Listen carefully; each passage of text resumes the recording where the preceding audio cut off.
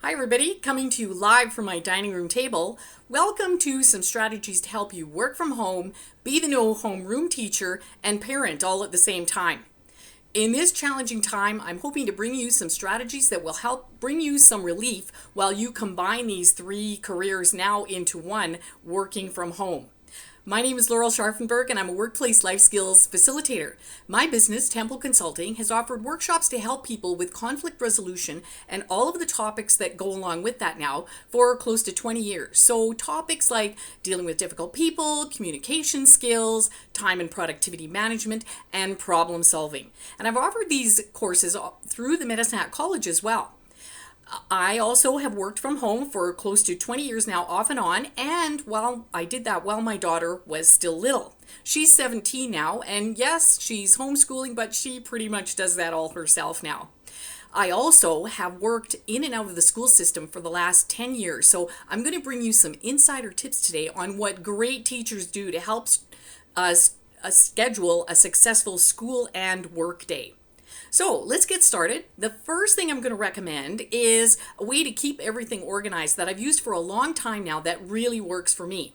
I have a large wicker basket with a big handle, and what I do is store all of my current work materials in the basket. So if I have documents I need, research, any notes that I'm taking, books and resources that I'm using, and pens or other supplies that I need, I store in the basket. When I go to start work in the morning, I can get everything out within a minute or two, and at the end of the day when I'm done, I can pack it up and stow it away in my spare room so it's out of the way.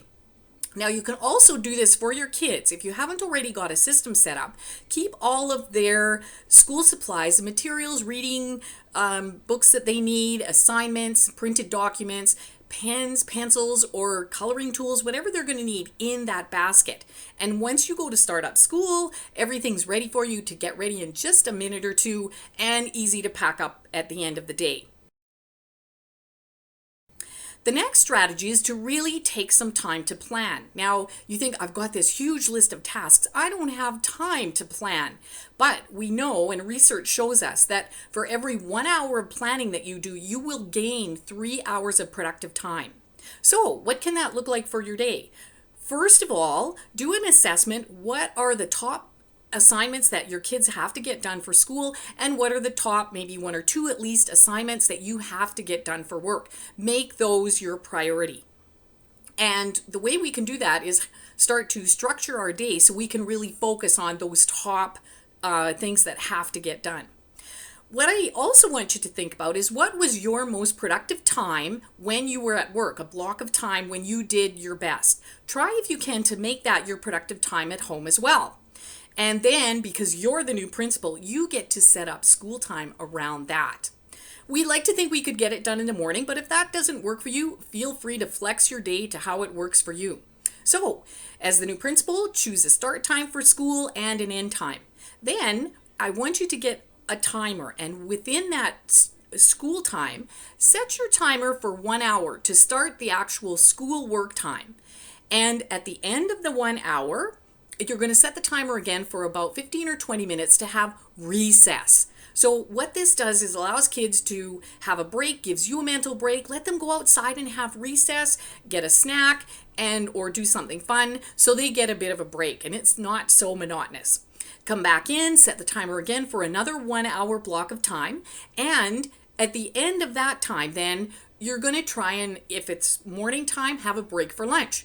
Let everybody get their lunch, get them fed, get that cleared up and out of the way. Then another recess for maybe 25 minutes, half an hour.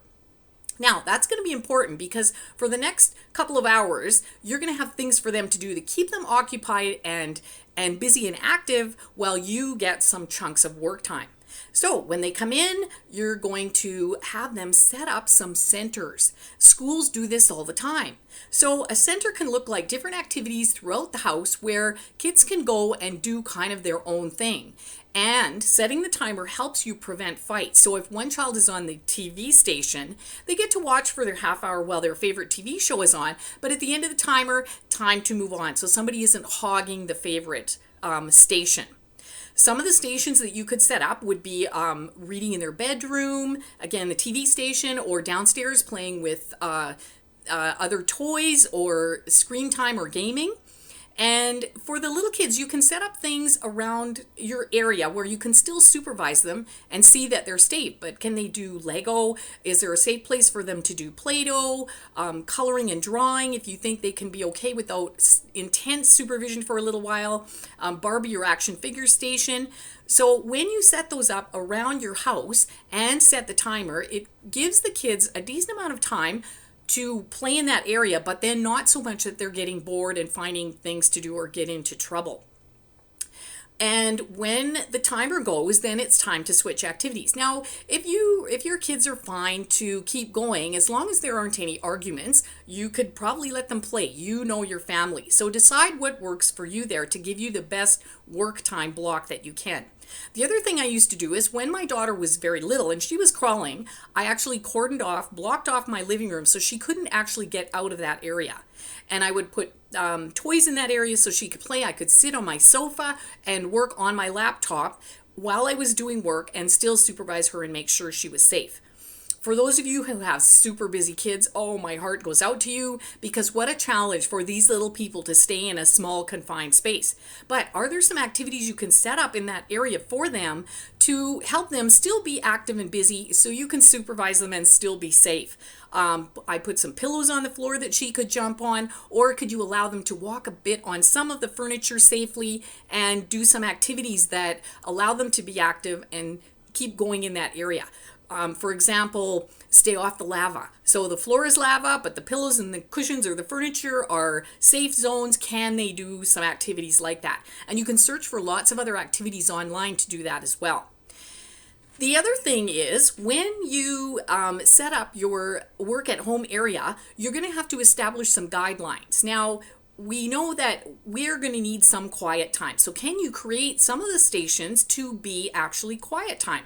They're reading in their room, watching TV, or gaming downstairs. Can these activities be done with headphones or earbuds so there is very little noise? And post a sign so people know that you're busy, that your kids know that you need quiet time. And talk with them about that. The other thing in the guidelines would be deciding, well, what constitutes an emergency? Because yes, if the house is on fire, come and tell me right away.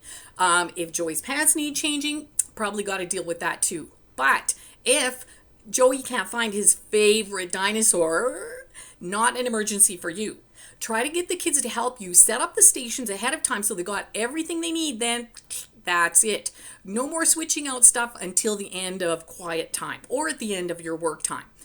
And help them understand that you do need some quiet. Can they help you think of ideas, that things they could do to be quiet and still be amused and keep themselves busy?